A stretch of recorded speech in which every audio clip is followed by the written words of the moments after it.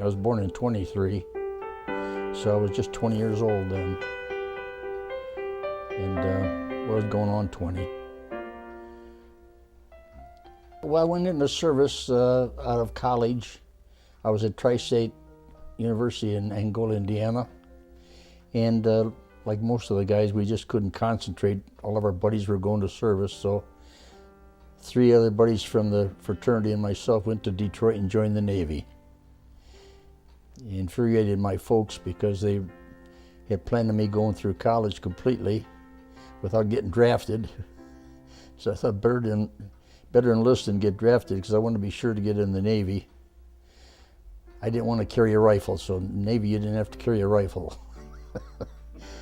I'd rather they shoot the ship than me, where the Marines and the Army didn't have that. Good luck. Just an average guy, but lucky enough to get sent down to Illinois University to diesel school, which I opted for, to learn about operation of diesel engines, and that's what I did throughout all the time I was in the Navy, as engine operator. We caught the ship as a brand new ship in Brooklyn Navy Yard, and then we went down on what they call a shakedown cruise, down to South America, down through the Straits, and then we went over through the Panama Canal, and then we went out to Hawaii, and till they got the whole flotilla there, then we headed for we didn't know where we were going, but we were headed for Iwo Jima. You had the of course, always at least one aircraft carrier. The Enterprise was the one we were on, or were with. And then we're with battleships and DEs, and I'd say there's probably 12, 15 ships in the convoy, and that's why we went we would go in zigzag courses, so we weren't subject to foreign submarines, and we had submarine defensive gear on board our ship. The Japs, they were totally reckless. They were suicide squads, and they would come 4 or 5 planes at a time, and they were sharp enough. They wouldn't be together. They would be far enough apart that you had to shoot one individually, and you had all the ships shooting at them. So what would happen? These Japs got real smart. They would act like they'd get shot down. They would come, they'd swoop down just maybe 10 foot off the water, and these dumb guys in the ships would follow that with the machine guns, and we'd end up with 2 of our ships shooting each other. I saw guys on the LST get blown right off the doggone deck, because of the LST was on the other side of one of the big ships.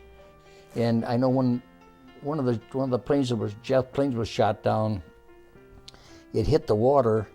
It wasn't more than 20 foot from our ship, and I saw this happen. This plane went down, and then it bobbed up, and there was a young guy in it waving his hands like this, a young Japanese guy, and there was flowers all around them. They would have a funeral for them before they ever left Japan. And this guy's waving his hands. All of a sudden the ship went down, sunk, and that was the end of him. Boy, I choked up on that one. Even though it was an enemy, it's still a life, you know.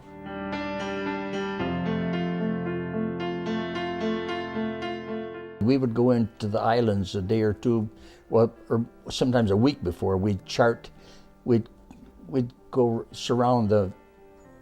keep going around the island, and we'd charting what the contour was of the shores, or near the shore, so the landing craft could get in. They wouldn't be running into shoals or reefs or anything. And if there was we had Marine guys on the fantail of our ship. They lived in separate quarters altogether. They were Marines. At that time they called them UDT, which was underwater demolition teams.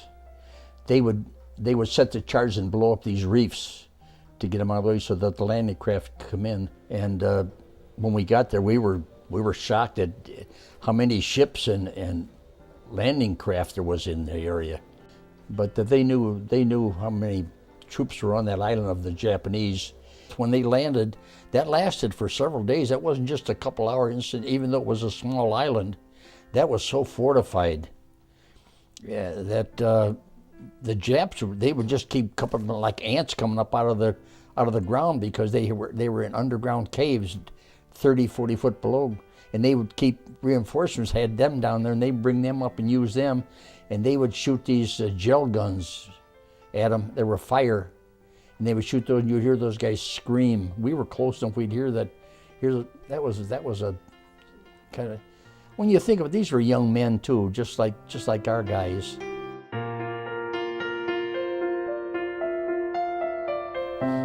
The crux of it came when we saw them putting our flag up, and you get choked up when you see that.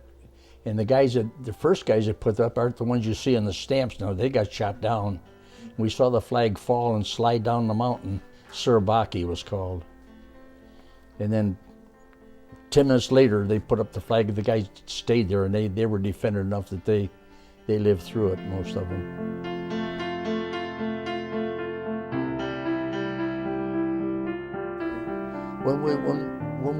When I left to come back to get discharged at Guam, then myself and this one other guy that was coming back with me, we did get scared then when we saw, by God, look how peaceful it is here at Guam. It's all over now. You know, you're out of all the hostility and everything. It made you realize, hell, you could have got killed.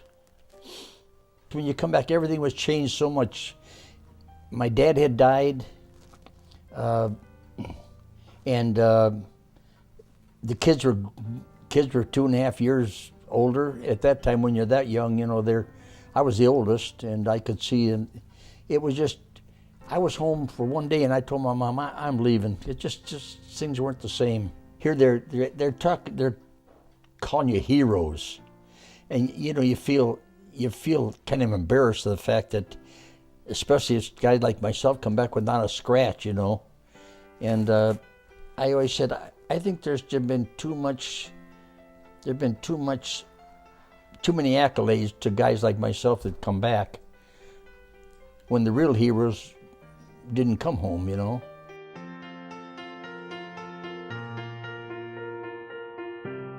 And you feel embarrassed to be put in the same category, because to me the real heroes during the war has never got any kind of a medal of any kind. That's the mothers.